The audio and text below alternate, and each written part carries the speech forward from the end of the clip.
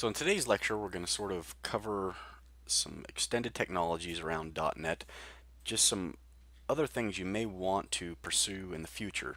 So we'll be talking about Windows 10 programming, ASP.NET, Silverlight, and a few other applications just to kind of give you an idea of what else you can continue on with. So for instance, with ASP.NET, there's another class here at Weber State that you could take. And so I think that's a really good class you could take. Universal Windows Programming, it's just another paradigm that we're going to go into here about where Microsoft is going with the future of its technologies. So let's jump in. Let's talk about UWP, or Universal Windows Platform. And so this is a new technology that Microsoft is now starting to push. And so it's hard to know how much ground it's going to cover, how well it's going to take in the community, but we're going to find out. And Microsoft has a lot of push behind it. Some of its technologies in the past have worked, and some have failed. For instance, the Windows Phone. If you could have predicted that was going to be a complete failure, that's something to consider, because something like Android took a lot of market from the iPhone, and then the Windows Phone came out and only could take a few percentage of that market.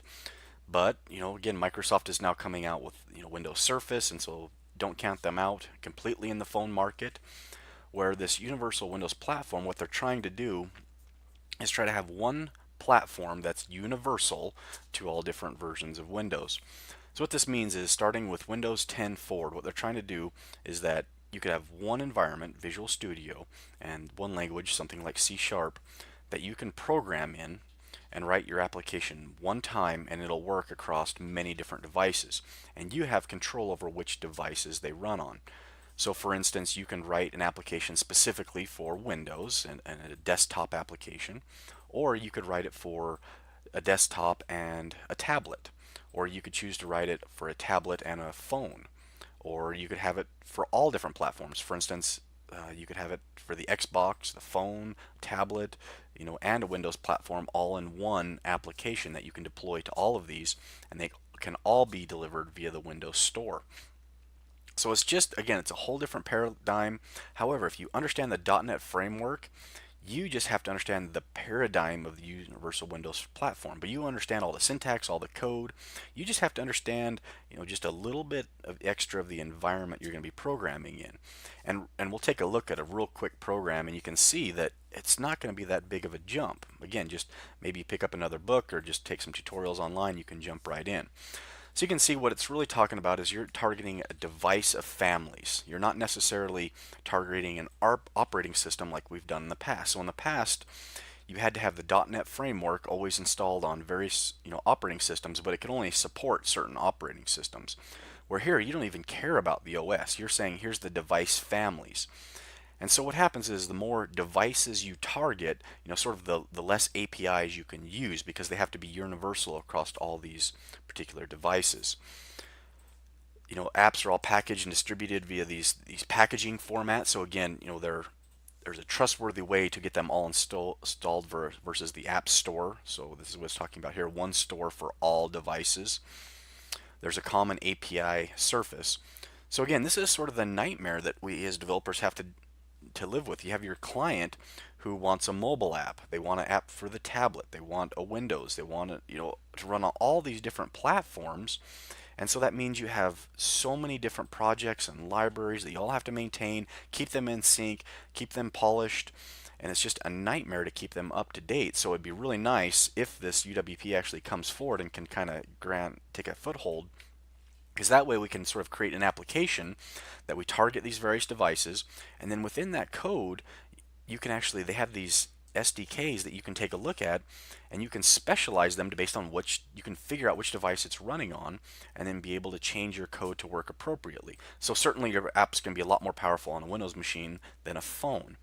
And so you can actually, in your application, figure out which type of device you're running on, and be able to change the fonts, change the colors, change the size, change the functionality, all right within your code. And so that's kind of what these adaptive controls and inputs work with. And so we'll take a look at a little bit more in the future of just what these little adaptive controls work at. But it's nice because they use this it's kind of a new way of laying things out. So we've learned about canvas and we've learned about a different type of flow out with grids and stack panels. Well, this is sort of the next way, and it's kind of a relative layout. So you say this control should be positioned relative to this other control. And so what that does is it just makes it a lot more easy to adapt different resolutions and how they should appear on your screen. And so languages you already know. So they know that they have this base of programmers that are using C Sharp or Visual Basic with XAML. So you could jump right in with C Sharp and XAML after this class. Now, what's really interesting about the way they've done this going forward with Windows 10 is you can literally program in JavaScript and HTML. So this is extremely powerful because if you program your application in HTML and JavaScript for a Windows application, it can easily be transferred to the internet. And so this is sort of the holy grail here. If you can program it this way, that it can work virtually anywhere. And so again, this is something to really keep in mind when how I've talked through this class, that it's more about software engineering and just, yeah, we're learning the C sharp, but it's just one way to solve a problem. For every app you write, you need to figure out, what is the skills of my developers? What is the appropriate language to use? Where is this application going to go in the future? Is it ever going to branch out to a tablet or a phone, or is it just it's obviously always going to be on the desktop? And that should make you choose which language you're going to write. And also you can use C++ with DirectX. So there's lots of different options that you can use for these universal Windows programs. Again, we're going to be using Visual Studios. You can see that they're starting to take advantage of these live tiles that we can do when the lock screen or action screen. There's different things in the background, that these triggers that go off when you're navigating between screens, or the app becomes in a focus or not. There's also ways to monetize your applications. Again, this is sort of the big push. They're trying to get more and more apps into their Windows store, because something like the iPhone and other phone technologies like through Google, they're making all kinds of money with their phone stores. And so Windows is not only, they're just creating a store for all their Windows and their phones and their tablets, one centralized store to do all of that. So let's go a little bit more in depth now to these applications that we can create. So here's a little graphic, just trying to convey, the different types of applications you can create. Again, don't forget about Surface. If you haven't learned about Surface before, it's sort of their platform that you could see like an airport kiosk, that you could touch the screen, or these big displays that you'll see in certain convention centers, something like that. It's just sort of a touch interface. It's called Surface, and it's called Surface for a reason, because you're dealing with the surface and these large touch interfaces. Xbox, PC, mobile, and these other ones, Internet of Things, is just, again, all the other devices that run on shop factory floors, and these custom apps that you write that are sort of all connected. They're distributed and connected. So here they're just showing you again that you've got this universal device family, and then you target the devices you're going to deploy to. And so then based on which devices you're going to deploy to is going to then dictate which APIs you can use based on this device family. So again, you can target just the Windows desktop if you want. You're going to have access to all of the .NET normal APIs. But again, if you do desktop and mobile, then it's going to limit you. Let's see.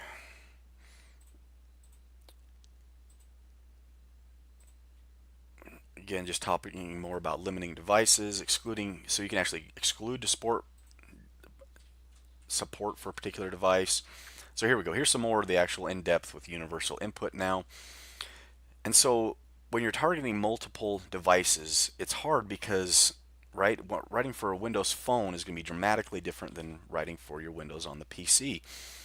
So they've created these different types of controls that with layout panels and various things that you can see here. Here's something displayed on a laptop versus a phone. And what it's done here is it's then shrunk the size of the controls. It's changed the orientation. You can see it's the way even just making this horizontal versus vertical, just scrunching things down, because it understands how it needs to display things based on the resolution and type of device. And so here's what these design adaptive UI is what it's talking about with these adaptive panels. And so for instance, one of these adaptive panels is called a relative panel. And so what it's saying is that a particular control is going to be relative to another control, and that's how it's going to be laid out. So again, it's sort of the next step when we talk about like stack panels and things like that. So we can see, for instance, we've got this text box here that's defined right here in code, and now these two buttons, if we scroll over, you can see that they're inside this relative panel. So rather than saying like canvas.left and canvas.right, they're saying relative panel.right of text box 1. So you can see this button here is always going to be to the right of text box 1, where this other one is going to be right of text box 1, and it's going to be below the blue button, which is this one right here. And so that's how they're always going to be laid out relative to one another. You also have these visual state triggers that you can build your UI, so that these triggers go off and you're able to adapt to them based on how many pixels you have and the layout, and horizontal versus vertical. So you can see here's a vertical layout versus a horizontal layout. So you're just going to have to know that you have this narrow view and a wide view that you can trigger off of on how you're going to display things. And so again, in your XAML, we've seen these type of syntax before. Again, you just have to learn a little bit of a new concept, that you've got these visual states, and then you're able to trigger off certain events.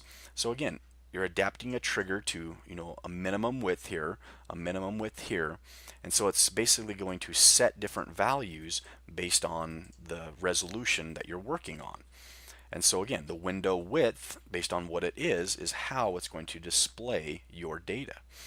So this is really important, going back to the other lectures where I've said that all of your UI things that are displaying the fonts, the colors, how it's actually displaying the UI, you want to make sure you pull those out into styles. And if you do those, it's going to be really a lot easier to transition to something like this than if you just hard code everything in. So the tooling, so within Visual Studio they've made updates, so it's really easy to, in the Visual Studio itself, to emulate different devices, whether it be phones or tablets or desktop. We're going to take a look at that in just one second.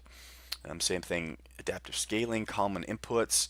Again, just understanding what type of inputs, whether it's going to be a pen or a finger or a mouse. You need to understand what that is so that you can handle the input appropriately, whether it's a mouse or a finger touch or an Xbox controller. So we've talked about writing code, with the various languages. And what you can do now here, what's nice, is you can actually write these statements and figure out if certain pieces of code are actually available. So for instance, this is talking about figuring out if there's actual hardware buttons that you can use.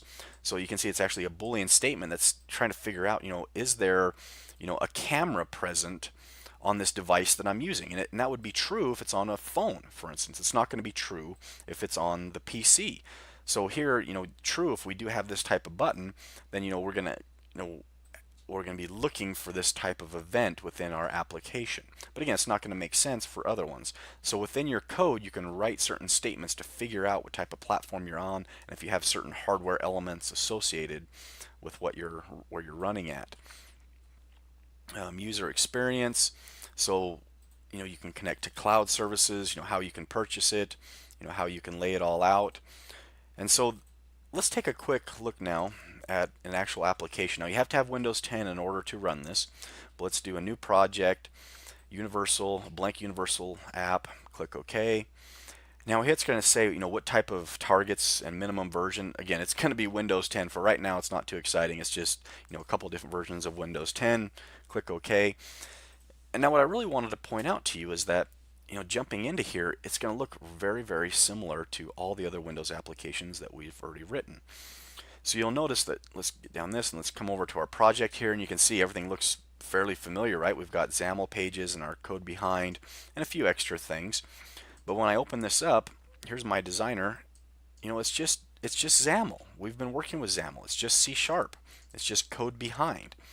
And so again, you just have to understand this paradigm of displaying on different resolutions and different target types, and kind of getting your head wrapped around that. But you don't have to relearn all the .NET framework. You can just understand the new controls and the new things you're going to have to code to, but you understand the syntax and the different options available to you. So now here it's kind of neat because you've got these different emulators. So you can target to a phone here, and drag a button on, and then when I run it, it's creating that emulator for a button, or sorry, for a button on a phone versus an actual Windows application. And so it's kind of nice that right with here in Visual Studio you can just select your target, and that's going to pop up and run that, and this you can see your application. And versus if I come in here and I say, okay, I'm designing to a desktop, a 1280 by 720 desktop, I can do that, and now it just does that different desktop, in here. And this is the resolution that I've set. And so that's kind of a new feature. With over here, you're just going to start noticing new controls, like some of those layout controls that we've seen, and you're going to see other things. So here's those, like a relative panel. You can just drag and drop that over, and again, you'll just make controls relative to one another. But the thing I want you to point out or recognize is that within Visual Studio it should all look the same. And so you can just sort of jump right in and be productive. You just got to understand the universal Windows programming paradigm, and then you can be on the go. So the next concept I want to talk about, let's close down Visual Studio, is ASP.NET. And so anytime you hear the term ASP.NET, what that really is just Microsoft's web platform and all the tools to create web pages.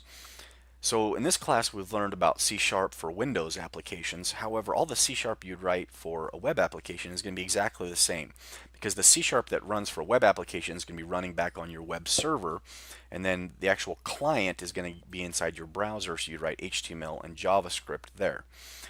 So let's say File, New Project, and you can see within Visual Studio here we've got these web projects, and you can see ASP.NET Web Application. Okay, so we'll go ahead and say OK. Now it pops up here and it's saying, okay, there's different templates that we can use. So web forms is a common one. MVC is sort of the new way they're going to. But for simplicity, let's just say we're going to do a web forms application, and we're not going to host anything in the cloud. Go ahead and click OK.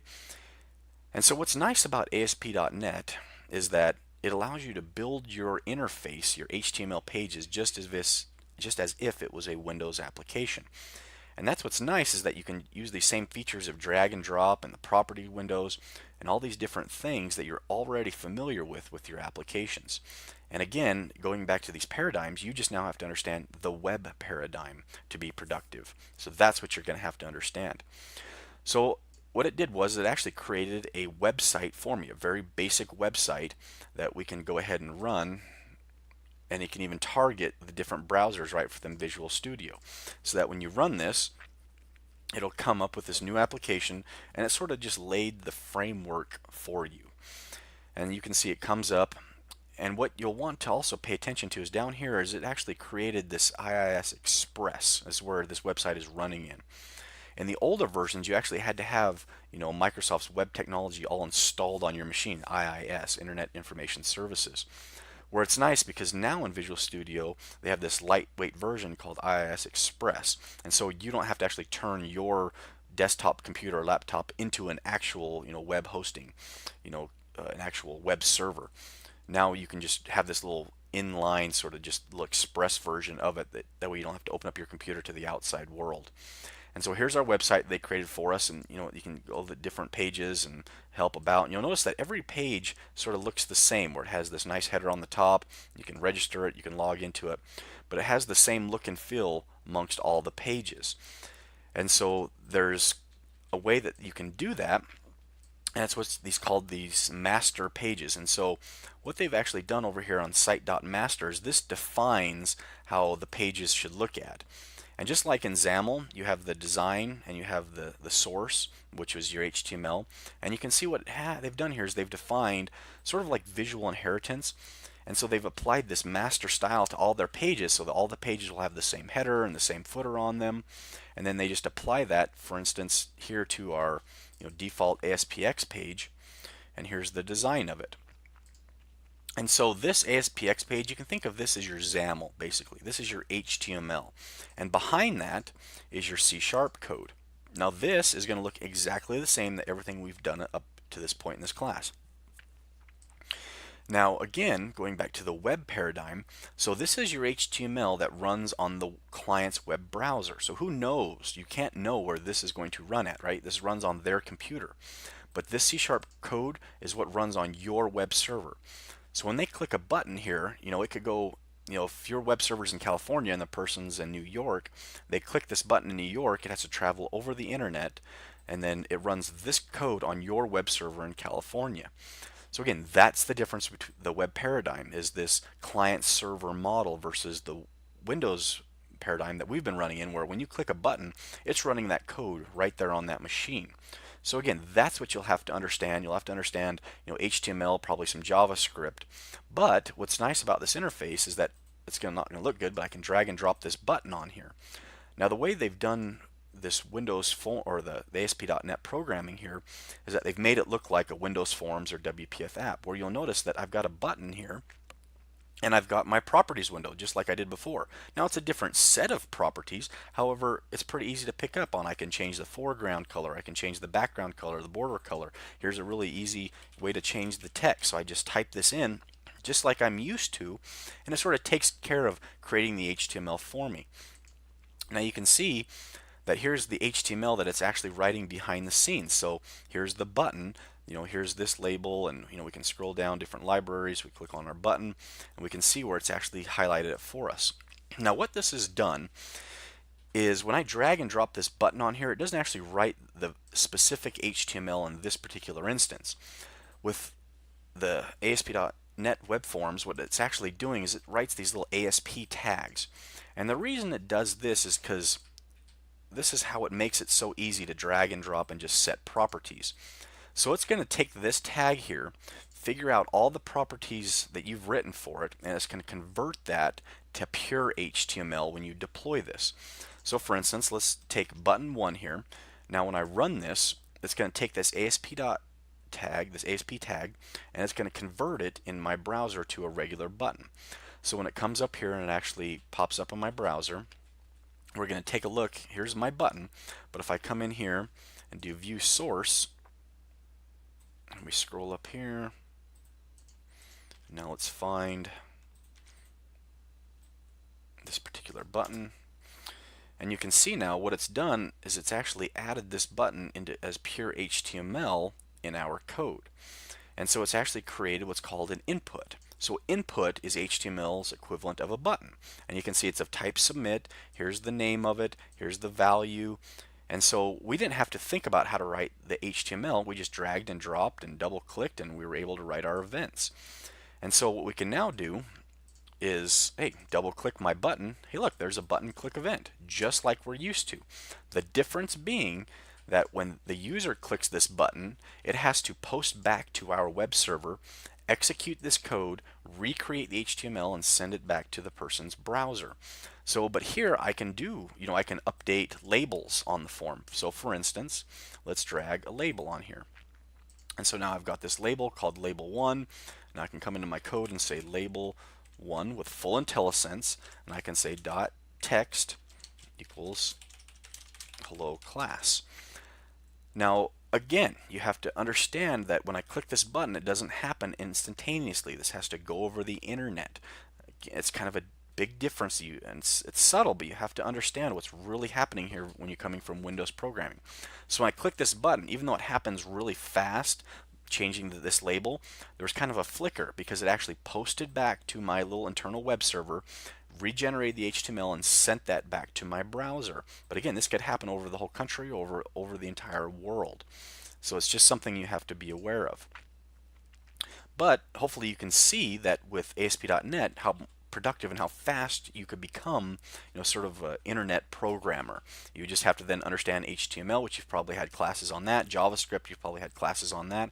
There's other web technologies that you could implement right within your HTML here, and just sort of hit the ground running with ASP.NET. So the next thing I want to take a look at or talk about is a technology called Silverlight. Now, the reason I'm discussing Silverlight is just it's sort of a history lesson. Again, another technology that Microsoft tried and it really didn't catch on.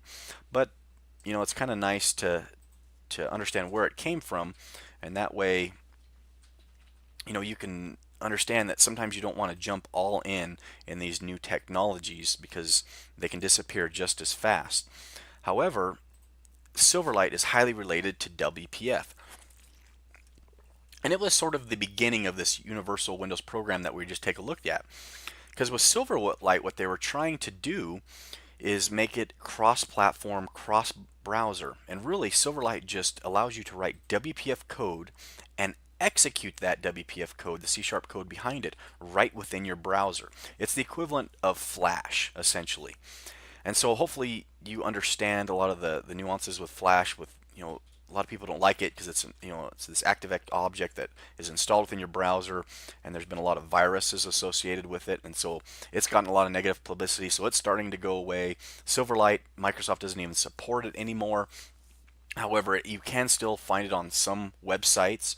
But again, I just like to think it's interesting to see where Microsoft has gone throughout the years. And this was a really, really neat technology that you could have written, your code, execute it right within the browser, which is really nice. And you could make some amazing websites with it. And there were certain companies, like for instance, the ABC used it to broadcast the Olympics. Netflix was using it heavily. So there was lots of different applications that could use it. So I want to give you a quick, you know, tour of what Silverlight actually looked like. So what happens when you brought up a Silverlight website, it would actually, hey, you need to install Silverlight. So you could click this and you could install it for Windows. And again, so this is again what people didn't actually like. I can save it to the desktop. I can run it. And so you installed this little add-on to your browser, and this installed Silverlight. Now what this did is it allowed you to run WPF and your C# right within the browser. So it's just a little control within your web browser. And so what it also did was, whether you're running an Internet Explorer or Firefox or anything else, it would run just fine. It was cross-browser and cross-platform. So it didn't matter at that point if you're on a Windows computer or an Apple or anything else, Linux, because it's running within the browser, and this browser is what is running the application, and it's running within. It's not happy with that. Okay, what's going on here?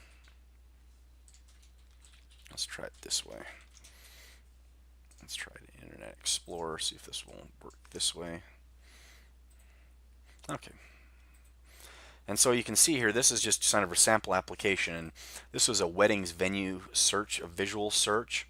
And if I right click over here, you can see it acts just like HTML. And if I right click in here, it's showing you, hey, that Silverlight is actually installed, and that's what it's using on this particular site. And so it's kind of nice because you can actually scroll in here and you can look at the different wedding venues that you want. They've got this nice search engine over here, so you can scroll down to the different, hey, let's sort by the different names, and you can see how it just has these cool animations. Now this is all within the browser, and so you're creating a better experience for the user. And so you can start narrowing down these, and then, hey, I want to take a look at this one, so it zooms in. It gives you all kinds of different things here. I can zoom back out. I can also set these maximum capacities, and so maybe again we just start narrowing down them even more, and then you can click on them, you can get more information about them. And so you can see it's just a really nice, highly visual way right within your web browser that you can write this information. And you can still do web service calls back to your web server. And so you can actually still pull back information. So you can have your button clicks operate right here within your web browser, or they can actually make calls back to your web server. But it was a really neat technology about this visual experience and powerful applications right within the browser and within any browser. However, again, it didn't really catch on, and again, people didn't like installing these add-ons. But let's take a look at our own Silverlight application now. And so here's our Silverlight application. Just go ahead and click OK.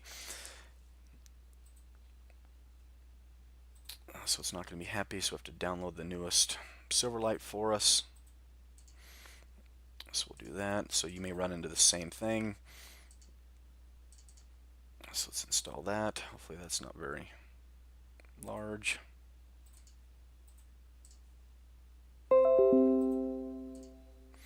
So I guess there's a different version of Silverlight that we're actually going to have to install.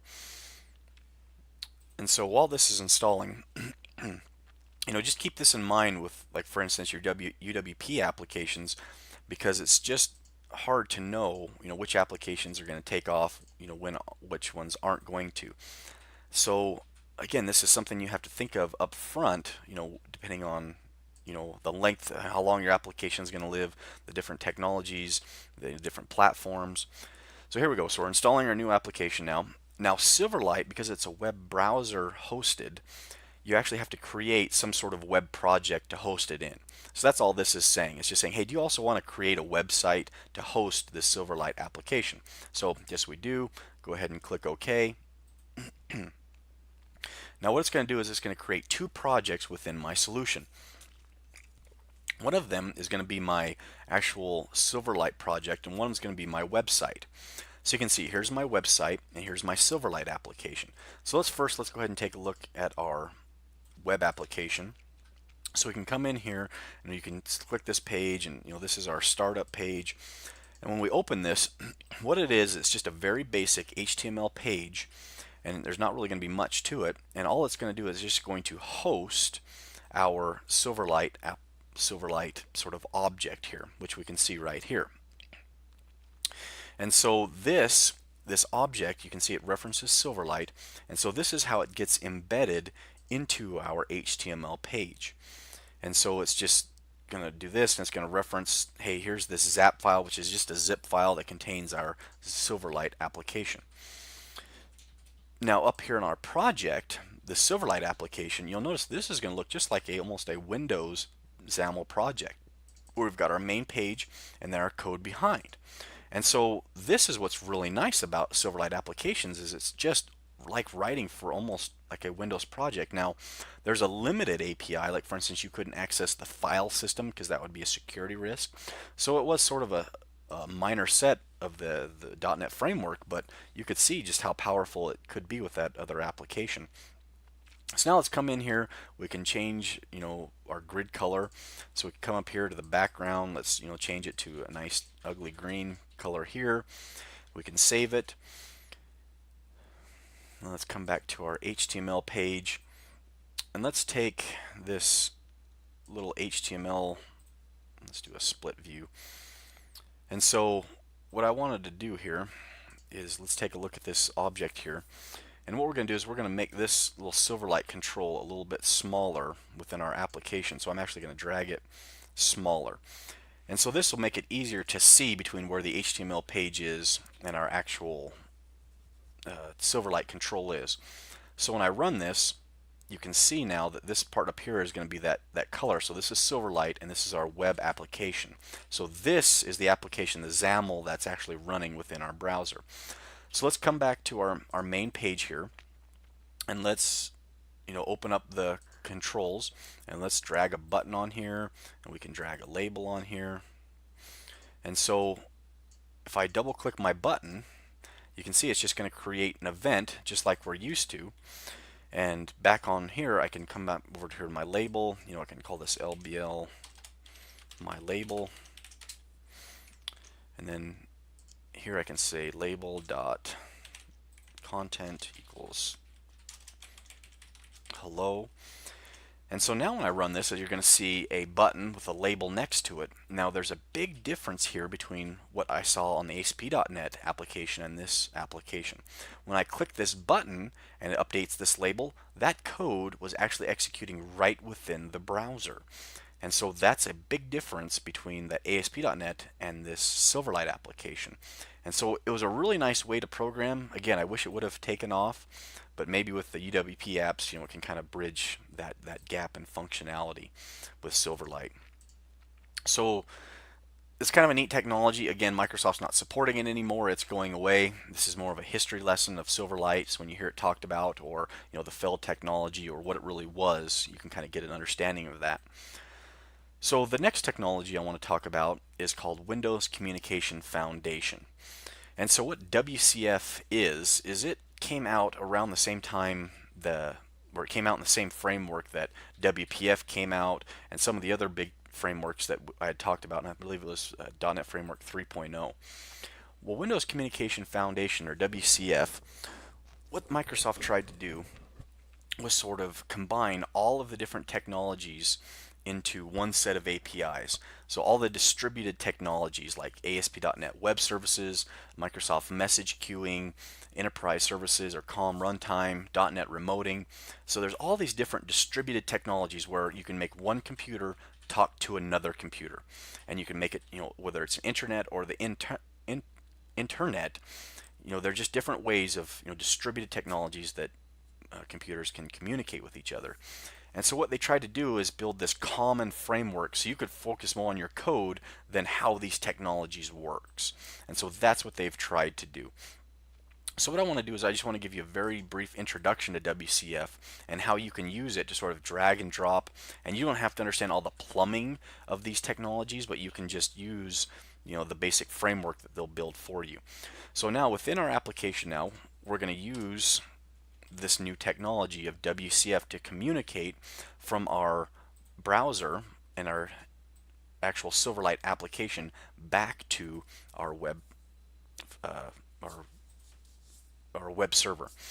So again, now I'm going to use Silverlight. However, this could be a Windows application, or it could be a browser application, or a tablet. Again, I'm just using this because we've already got this example up. So let's pretend that we are Delta Airlines and we want to partner with Hertz Rental Car, so that when someone's going to reserve an airplane ticket, they're probably going to need a rental car.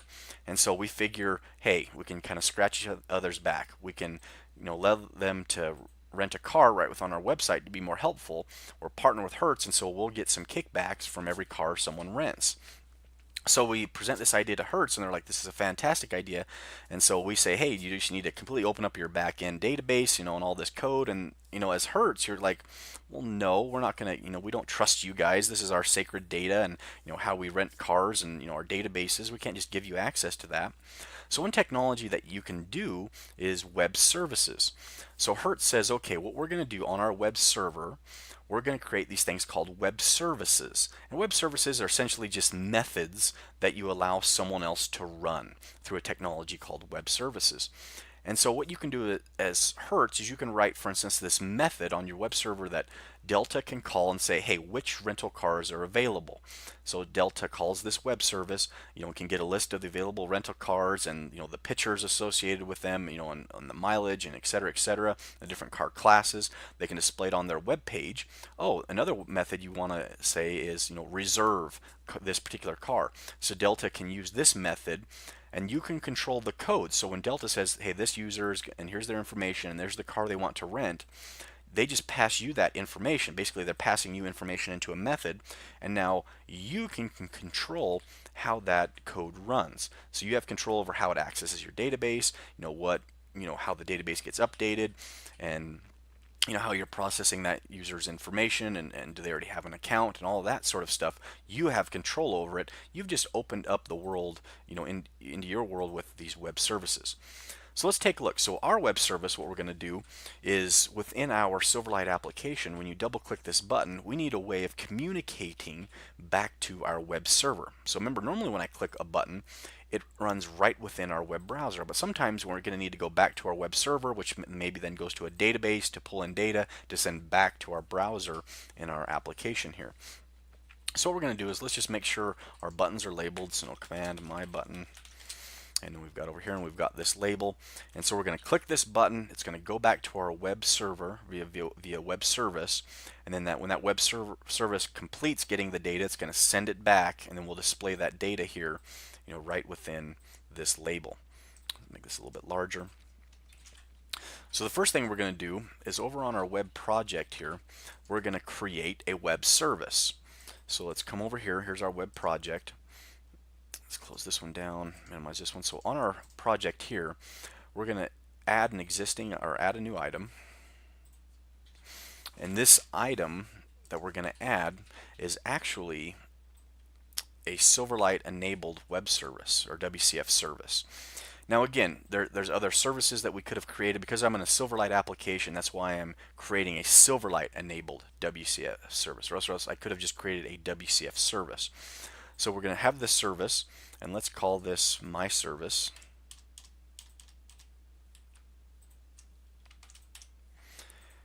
And so we add that. Now we're adding this to our web project. So here's our web project, and you can see now that we've added this particular web service, and we've called it my service. Now this my service you notice it looks just like a C# class, and it's got a method, and that's all it is, except now it has these little meta attributes that say we're creating this service contract, which this is what says this class can be used as a service. We have this operation contract tag, which says this method can be opened up to the outside world now. So this, when they're trying to call a web service, they can call this do work method, and that's fine. But maybe we want to create a different one so multiple show up for an example. And let's call this one something really simple like get date time. And so the purpose of this one is just to get the current date time and return it. Now this could be, get number of cars available, get this, passenger's information, anything we need to do on the web server, that type of stuff. So what I'm going to do is I'm going to say get date time.now. And so that's the information we're going to return from this particular service. Oops, .toString.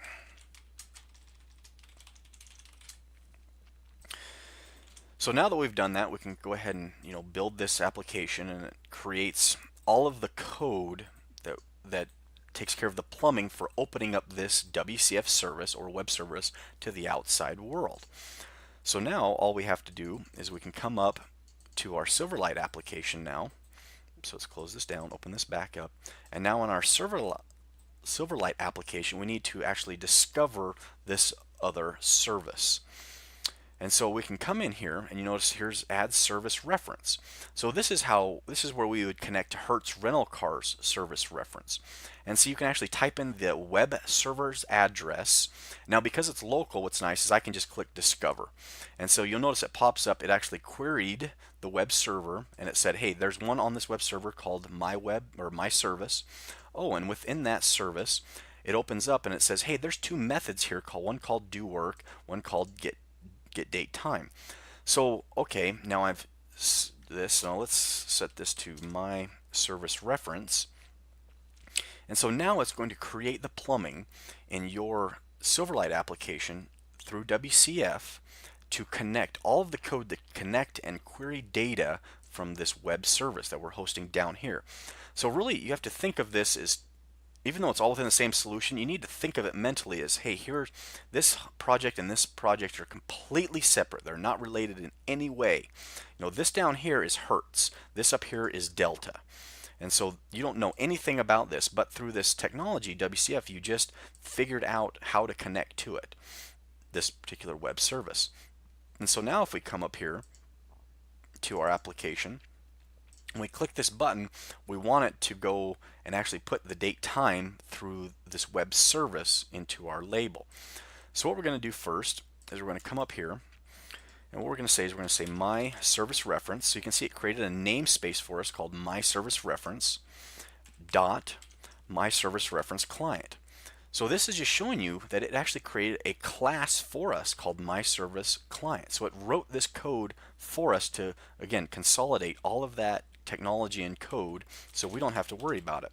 We can say client equals a new my service reference, and now that we've created this client, which essentially attaches us to this reference down below, or this web server down below, we can start writing some code in order to be able to connect to it and pull data back. So the first one we want to connect to is called this get date time completed event. So now what happens is when we actually call a web service, it's asynchronous. It doesn't happen immediately, and we don't know how long it's going to take. It could take 1 second, it could take 10 seconds to get data back from this web service. So it has to execute asynchronously. So what that means is when we click this button, it's going to immediately continue executing the rest of the code when we click the button. And then, but we need to wire up this event that says, hey, when this web service is done and it brings me back my data, execute this particular method. And so I can just say plus equals, and I can do tab tab, and you can see it actually generated this method for us. And so this method runs whenever the web service is done executing. So now what we can do is inside of our button click here, rather than just changing the label here, what we're going to do is we're going to say client dot, and then we want to get our data. So you'll notice here's get date time async.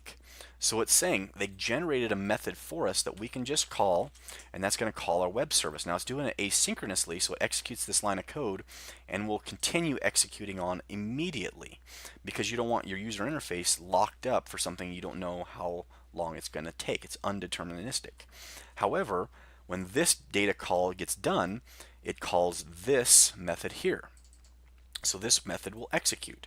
And so when this method executes, what we want to do is we want to update our label. So we're going to update the label's content equal to e.result. So we've got this here event args here, and this is going to return us that result, which happens to be a string. So you could have turned lots of different data types, but in our case, we're going to return the result. So we run our application.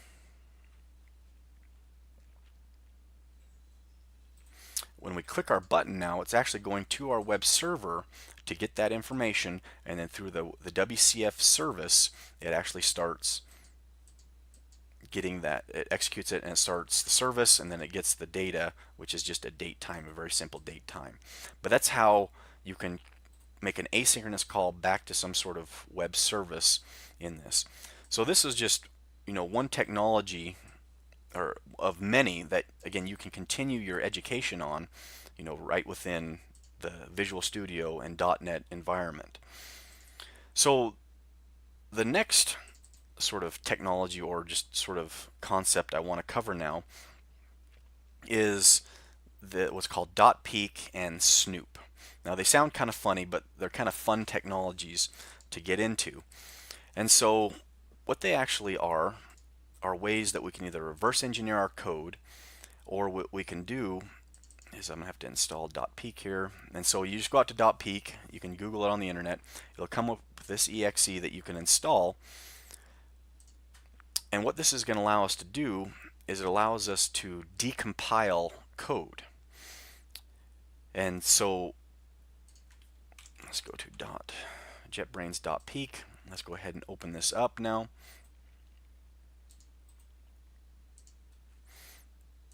Accept this. I'm also going to go ahead and install this program called Snoop. Okay, so now we've got this program called .peek, and so this is sort of the hacking portion of the class, and we're going to use our hacking powers for good. But we need to understand that this technology is out there and how to protect our code from it. So now let's go back to how .NET code works. Well, .NET code, you write your C# code, it gets compiled down into an intermediate language. It kind of looks like a machine language, the same way that Java code gets compiled down into bytecode. Well, so now we've got this intermediate language, and we double click our exe, and then the just-in-time compiler with the CLR converts it down into actual machine language, and it executes your code. So the fact that your exe is in this intermediate language state means that someone can disassemble your DLLs or your exe. And so what we can actually do in this .peek is we can say file, let's say file open, and so you notice it's looking for exes or DLLs. So let's go into some examples that we have in our class here, like my program examples, and let's take a look at, let's pick one here. Let's do our database example where we wrote our data access class. So here's the exe. I double click the exe, and you can see it pulls it up here. Now the reason I chose this is, let's just pretend that this was a very complicated class and it's actually worth money to people. So we're going to distribute this DLL on the internet and sell it to people. And so again, this is your IP, so you're going to want to keep it sacred and don't want people hacking it and distributing it and taking advantage of what's inside your code, right? You want to be able to protect it. So you distributed this DLL. Now with this program, you notice that I can open it up and I can actually figure out, hey, there was a form in here. Hey, there's this other window, there's this root namespace. Oh, here's that data access class. Oh, here's the exact methods that you wrote. Now, what's also cool is I can just literally right click on it, and I can decompile sources. And just like that, with one click of the button, it actually decompiled my code, and here is the exact C# code that we just wrote. Here's our execute SQL statement, here's our data set, our using statements with our connection and our data adapters. And so hopefully this is really an eye-opener for you, just how fast someone can sort of steal your code. I can jump over to my form, I can open it up, here's all my button clicks, so I can jump over to those, and you can see how, here's even the SQL statements that I was writing. Now you notice there's no comments in here, and sometimes it's not exactly the same code, because again it's coming from this decompiled intermediate language back into your C# code. So what do we do about this? Someone could get access immediately to our code. Well, we can run something what's called an obfuscator program, or obfuscation, and it's a way of hiding your code. And so the better the obfuscator, the harder it is to reverse engineer this code. And Visual Studio comes with some, and there's other ones that you can purchase online. And what you do is you run this obfuscator against your exe or your DLL, and what it does is it obfuscates your code, or it just sort of mixes it up. And it changes the names, and it changes the way it's organized, and it makes it really, really difficult to be able to reverse engineer your code. However, it does not make it impossible. But I just wanted to show you this. I thought it's kind of a really neat, sort of trick that you can do with your code and reverse engineer it and see how it's all laid out. So the next program I want to write is a program called Snoop. So let's close this down. And what I'm going to do is I'm now going to run a sample program,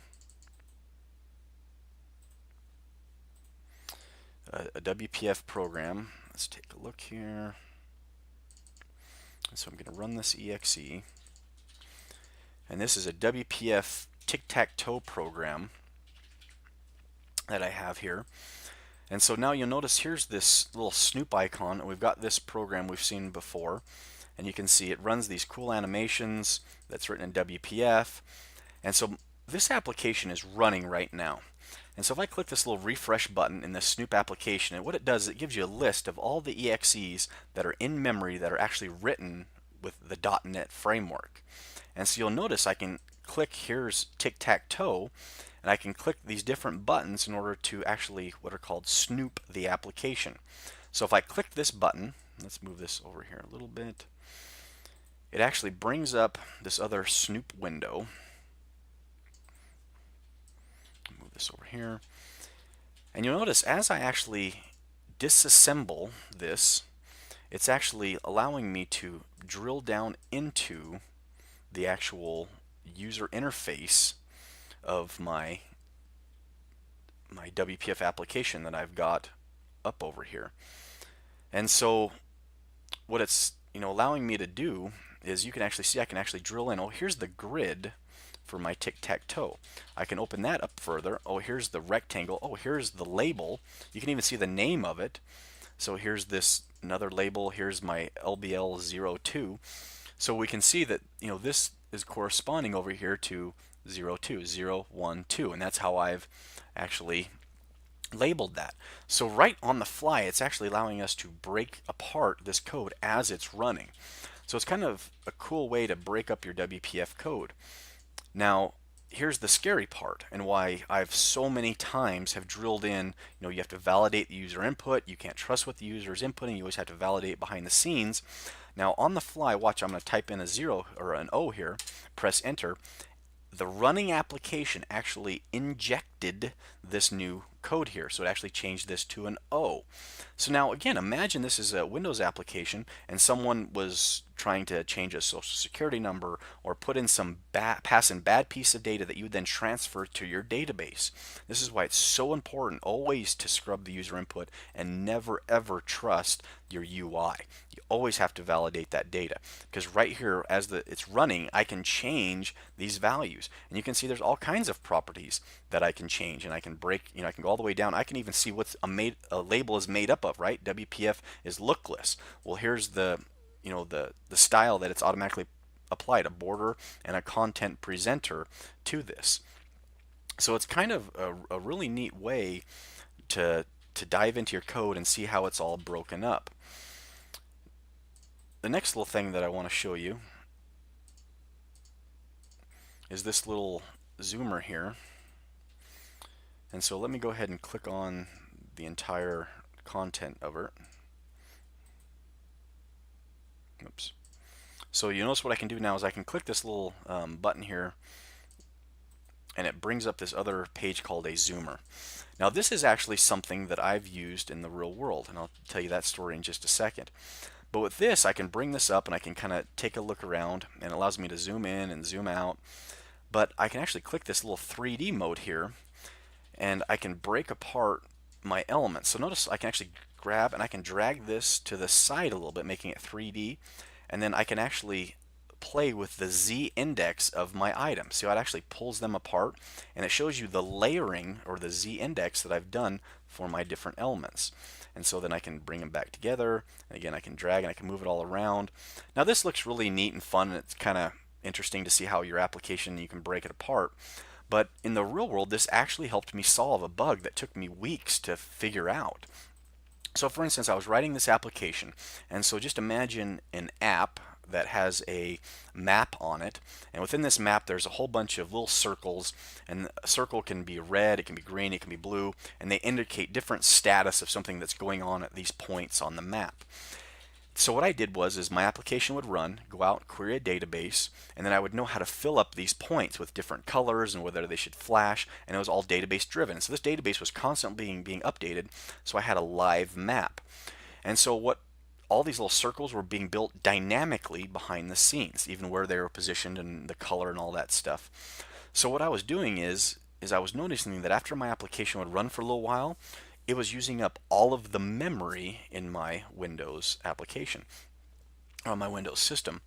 So, well, it's .NET, right? I shouldn't have memory leaks. So what that meant was that somehow I was creating handles to objects, and I was never allowing them to be garbage collected. Somehow I was always keeping them in memory. And so I scoured my code for a week trying to figure out what was going on. And so eventually, for whatever reason, I think it was after a lecture I taught, this particular lecture I taught in my class, I said, you know what, maybe I should actually try to use these tools. And so what I did is I came in, I happened to click on this zoomer, and I put it in 3D, and I turned it to the side, just kind of playing with things, and I did this exact thing. I made the different Z indexes appear. And so imagine this little tile, right here was one of these little circles that could be different colors. And as I expanded this out like this, what I saw was as hundreds of that exact same control stacked on top of each other. And when it was displayed from this angle, you could never see them because they're the exact same position right over on top of each other. So the light bulb went off. What I was actually doing was generating the same object right on top of the other over and over and over and over again till eventually it literally filled up gigs of memory on my machine. So I went back, wrote one line of code to make sure I removed the object before I inserted a new object, and it completely solved my problem. So that's kind of where this technology can actually come in handy for you. Or again, the reverse engineering. So what I'm going to do now is I just kind of want to cover a few different topics. And so I call them my words of wisdom. And so let's just kind of go through these last things. It's the last lecture, and kind of remind you about a few things that this class was about, and a few other things I've learned along the way in my career. And so the first thing I want to talk about is that in this class I've been teaching you what to think. And that was the idea that I've taught you just the pure C# language and the syntax of it. And so yes, syntax is important, and you need to be proficient in WPF and C#. However, the other thing is you'll notice in this class I've had a few different lectures on just teaching you how to solve problems or how to think. Now that is the most important aspect of this class that I've tried to get across. Anyone can learn C#. Not everyone can work hard enough and is willing to work hard enough to become an engineer and teach yourself how to solve problems. Okay, that's what gives you value over someone else. And what that degree really means is that it means, hey, you've worked so hard that you understand and are willing to know how to solve these problems. So again, that's what a software engineer is all about. And to get there, I always like this term of being science literate. And that is just sort of the base of your problem solvings. So being science literate just sort of is your way of how you look at the world in order to solve problems with science. And our science just happens to be software, right? It's within computers. But an electrical engineer, their science base is going to be electrons and how electricity moves through wires and different, pieces of hardware in order to solve their problem. So the next thing I want to talk about is what's the difference between a good and a bad engineer? Well, it's really how they solve problems and how they communicate their problems and their solutions to other individuals. So I've worked with a lot of brilliant people, but I would not call them great engineers. The problem with it that I found is that, yes, they could solve some amazingly complex problems. However, the way that they would solve that problem, no one else could understand, and they couldn't communicate their solution to other people. Now, this is a big problem with a lot of engineers that I've met, that they can solve really complex problems, but they have problems communicating to other people. And you're going to notice this when you get in the real world. And so one of the things you need to remember is that not everyone is on your level with software engineering. So if you're talking to a manager, they're not going to understand what you're talking about when you say the .NET framework and you talk about the specifics of C# code and web services and all these different technologies. So you have to be able to communicate the right language to people to communicate the problem you're trying to solve and how you're solving that problem. So that's where the great engineers come in, is that not only can they solve these complex problems, but they have the ability to communicate to other engineers how they solved it. And then again, with writing our code, we write it effectively and we're able to write maintainable code in our applications. So another thing that I get a lot with students, and for obvious reasons, is that you're about to go into your first job. A lot of students are. Don't worry about your skill level. You are at the appropriate skill level, I promise you. I work with I belong to a committee at Weber State, and this is an industry advisory committee. And what Weber State does is it brings together a lot of different companies, like for instance Boeing I work for. There's people from Hill Force Base, L3, Disney, the America First, and they bring us all together, and Weber State asks us, what technologies are you currently using, what's important, what do you like in our curriculum, what do you not like, and we sort of help shape the classes you take, and it gives them an idea of what's important to employers. And one of the things I've heard over and over and over again from different hiring managers that belong to this committee is that yes, they want you to know C# or Java, or these different languages, but a very basic level is all they really care about.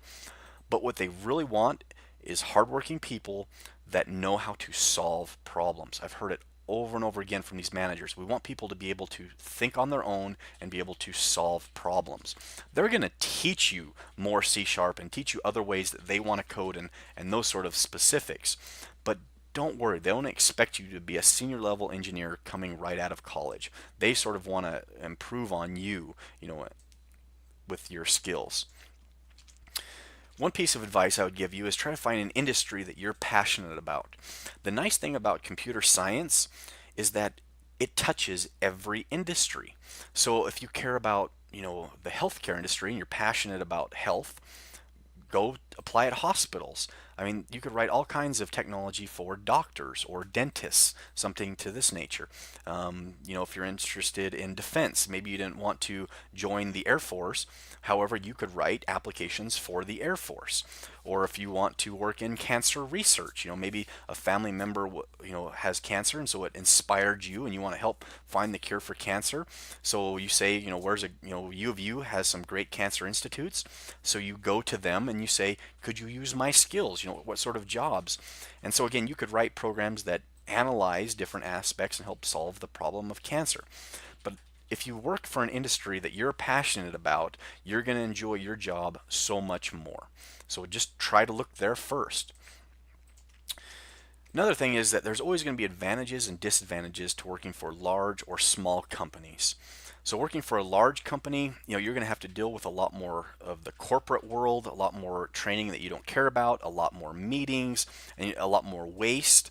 However, you're going to get a lot better benefit package, probably potentially, a competitive salary. Again, there's going to be a lot of factors there. Sometimes small companies, can afford, and sometimes they can't afford to pay you the appropriate salary. Job security tends to be a little bit better with the large companies. But however, you could probably just be another number, another employee in a large company versus a small company. They might care about you as an individual a little bit more. You might get a better health plan and retirement plan with a large company versus a small company. So again, there's always going to be advantages and disadvantages to what type of company you work with. The reality of the real world, it can be about who you know. So always think of that when you're talking to classmates and you're working with classmates. The reason I work for Boeing right now is a person that I became friends with when I was getting my computer science degree at Weber State. I just became friends with them. We hung out, we built computers together, we did our homework together, we played games together at home. And his mother worked for Boeing, and she told us there was some internships coming up. I applied for an internship, happened to get it because I knew her, and then I've worked with them, for the last 15 years. I never thought about that, when I was making friends and just getting to know people in the computer science department.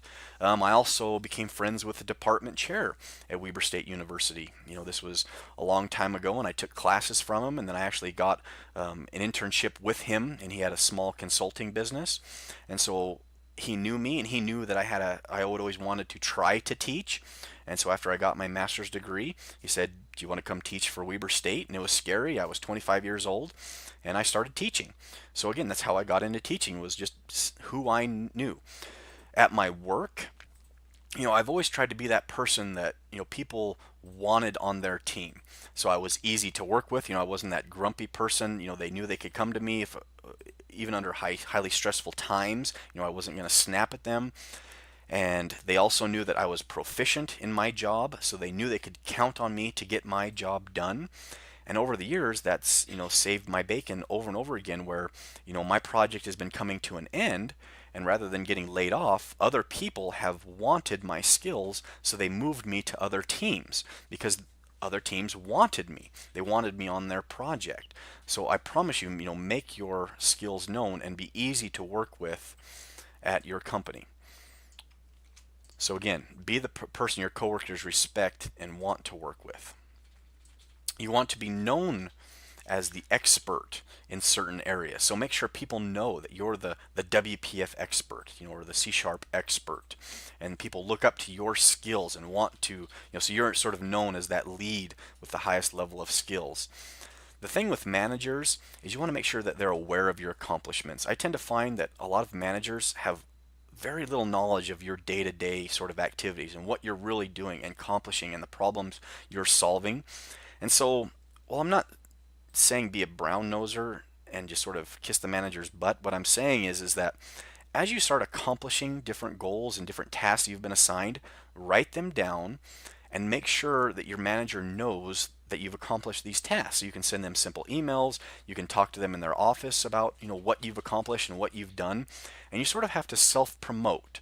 And I've learned it's a game that you have to play, and it's just a simple conversation, a 2-minute conversation you can have with your manager or your lead, just letting them know the things you're working on and the things you've accomplished. And I promise you, this can go a long way, or else they really have almost no idea what you're doing. It shocks me how little managers actually know. The next thing is stay flexible. And so what I mean by this is there's going to be a lot of times in your career where a project is winding down and they don't need you to be a software engineer anymore. Maybe they need you to be a test engineer and transition over to the test team. Again, it's going to depend on the company and your team and the size of your team, but you may need to be a lead, you may need to be a software engineer, a test engineer, you may need to write requirements, you may need to write test procedures, whatever it is, make sure you're flexible, and then when an opportunity comes up, raise your hand. I can't tell you how many times, at my work, they've said, "Hey, we need someone to get this done," and everyone just looks at it like another job, another thing on their plate, but you need to look at it like it's an opportunity. Because if you don't understand the testing side of things, and now you've got a 5-year project, and now it's going into the testing phase. They may only need a couple developers to finish up bugs and and fixes as they're going through testing.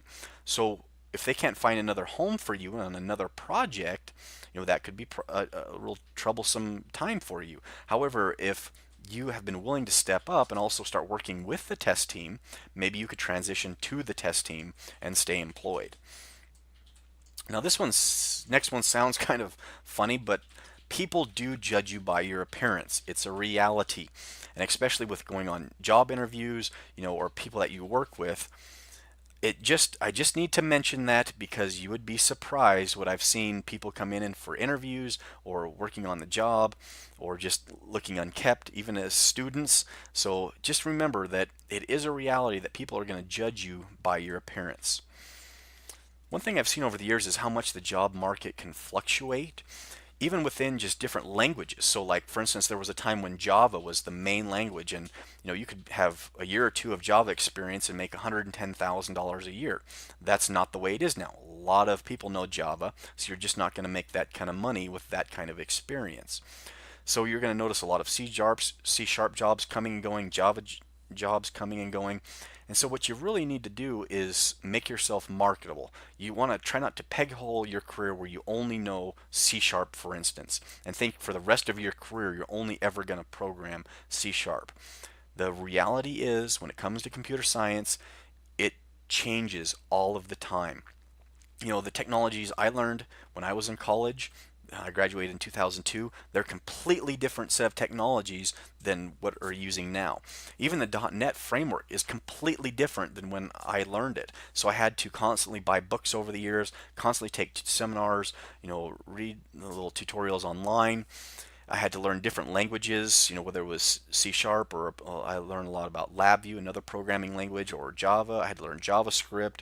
Again, you just have to be flexible, and with computer science, you have to be willing to constantly learn new skills. That's just the market. So if we come in here now, let's take a look at, the job market with money.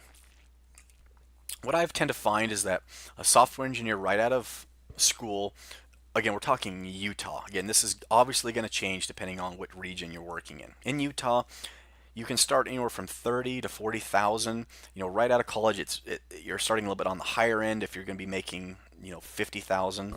That's a really good job if you're an entry-level engineer making 50,000. However, I've seen after about 10 to 15 years, again, it's going to depend on what industry you're in, if you've been able to stay with the same company for all these years, but anywhere from $60,000 to $100,000 tends to be where you'll see. Especially, I've looked lately at jobs being advertised, and for a senior level engineer, again, a lot of them were around 80,000 kind of a thing.